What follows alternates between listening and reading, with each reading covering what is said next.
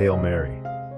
Dear brothers, Good Friday is not only the celebration of the Lord's Passion, we must see ourselves in it. It is not merely a historical event, but always present. Jesus suffered then for the reasons of that time and of all times, but particularly for now. In every moment of his life and in his passion, we were all present. We form part of his cross. Hail Mary. Dear brothers, in the passion of Jesus, we were all present. We are part of it. Dear brothers, Good Friday is not only the celebration of the Lord's Passion, we must see ourselves in it. It is not merely a historical event, but always present. Jesus suffered then for the reasons of that time and of all times, but particularly for now. In every moment of his life and in his passion, we were all present. We form part of his cross. He says this in this chapter of Volume 15 of the Writings of the Servant of God, Luisa Picareta, February 16, 1923. My daughter, how many things will my will make known about what my humanity did in this divine will? My humanity, to carry out the perfect and complete redemption, had to accomplish it within the scope of eternity. Hence the necessity of an eternal will. If my human will had not been united with an eternal will, all my acts would have been determined and limited, but with it they were endless and infinite. Therefore, my sorrows, my cross, had to be endless and infinite, and the divine will made my humanity encounter all these sorrows and crosses, to the point that it extended me over the entire human family, from the first man to the last, and I absorbed every kind of sorrow into myself, and each creature formed my cross. So that my cross was as long as the duration of all centuries is and will be, and as wide as human generations are. It was not only the small cross of Calvary on which the Hebrews crucified me. That was merely an image of the long cross on which the supreme will kept me crucified. Thus, each creature formed the length and width of the cross, and in forming it, they were grafted into the same cross, and the divine will, extending me over it and crucifying me, not only made the cross mine, but also all those who formed that cross. That is why I needed the scope of eternity, where I had to bear this cross. Earthly space would not have been enough to contain it. Oh, how much they will love me when they know what my humanity did in the divine will, what it made me suffer for love of them. My cross was not made of wood, no, it was souls. It was them that I felt pulsating on the cross over which the divine will extended me, and none escaped me. I gave each one their place, and to give them all their place, I extended myself in such a harrowing way, and with such atrocious sorrows, that the sorrows of the Passion could be called small and reliefs. Therefore hurry, so that my will may make known all that the eternal will did in my humanity. This knowledge will obtain so much love that they will bend to make it reign in their midst. In the Notebooks of 44 by Maria Valtorta, Jesus speaks of his agony in the Garden of Gethsemane. I summarize these thoughts.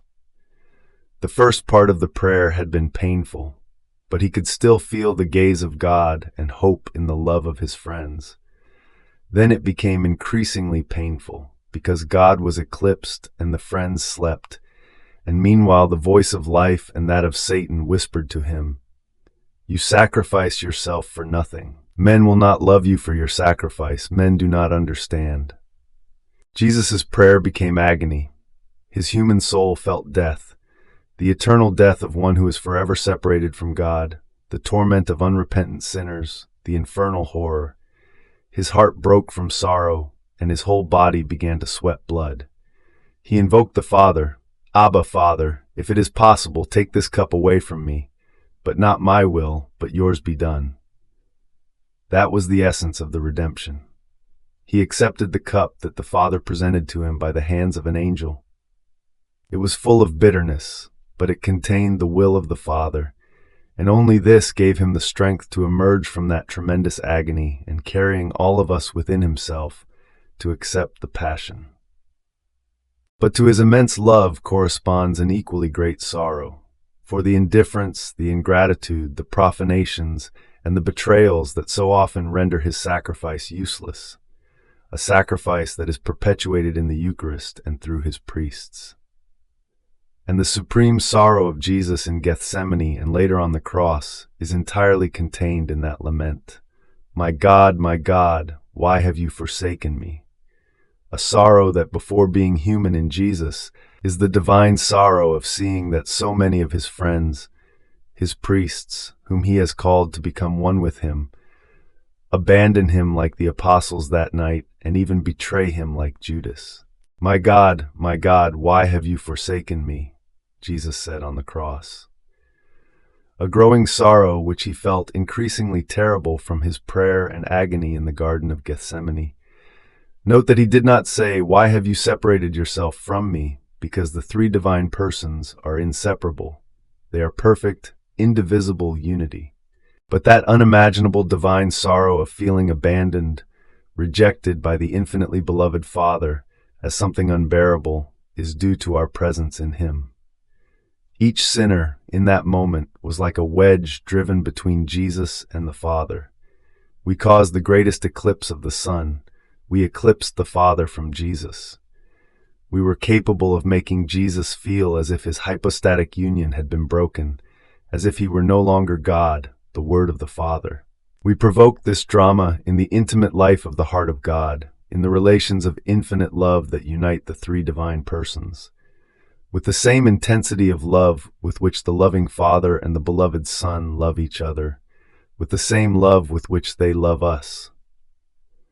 The creature is absolutely incapable of comprehending the divine sorrow caused by sin, nor of imagining to what extent God has loved us and loves us, to what extent he has taken us seriously, going so far as to condition, one might say, even to this extreme, the relations of love and life among the divine persons. Thus God has bound himself to us, thus he has bound us to himself, going so far as in a certain way to prefer us to himself. He has valued us as much as he values himself, because he has made each of us his own created image, another himself. That is why Jesus felt alone. He, the innocent one, in that moment, was the man burdened with all the sins of the world. Glory be to the Father, and to the Son, and to the Holy Spirit, as it was in the beginning, is now, and ever shall be, world without end.